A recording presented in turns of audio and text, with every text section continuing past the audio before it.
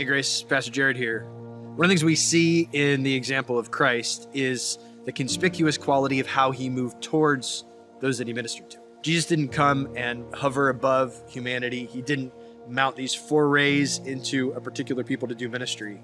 He came to earth and he lived at a particular time in a particular place among a particular people. It's significant that Jesus lived on a street. Best we can tell, he lived in a neighborhood. He walked among a defined group of people. And so when we think about imitating Jesus, when we think about what it calls to embody the presence of Christ in this community, to be his hands and feet, we want to follow his example, which is really the heart behind our neighboring strategy, and certainly what we've been talking about this last year when we think about neighboring for good. We want to be the presence of Jesus Christ in this community. We want to see those who are far from God come up onto this hill and get to hear the gospel of Jesus Christ.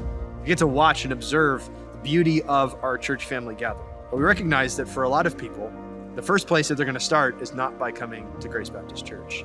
And we recognize that the example of Jesus calls us to incarnate the gospel and to move into our community.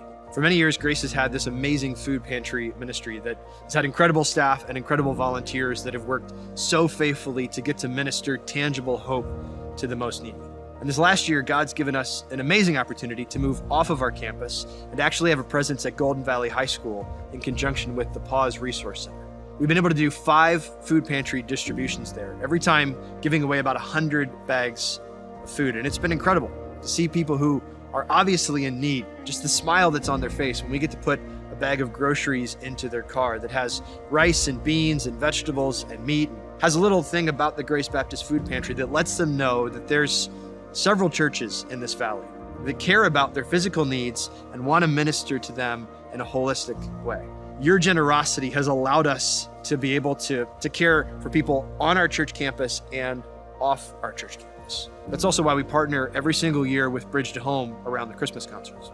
We want to remember that even as we have those kinds of celebrations, there are many who are needy, who are some of the most marginalized in our community, who don't even have homes. By some estimates, there's about 2,000 verses in the scriptures that demonstrate God's heart for the marginalized. And so as we celebrate the birth of Christ and the coming of our Messiah, the long-awaited arrival of the gospel in a person, we also want to move towards those who are marginalized and minister to their physical needs so that we have an opportunity to show them the love of Christ. For most of us, the greatest impact that we're going to have is in our communities, is at our workplaces, is in our neighborhoods.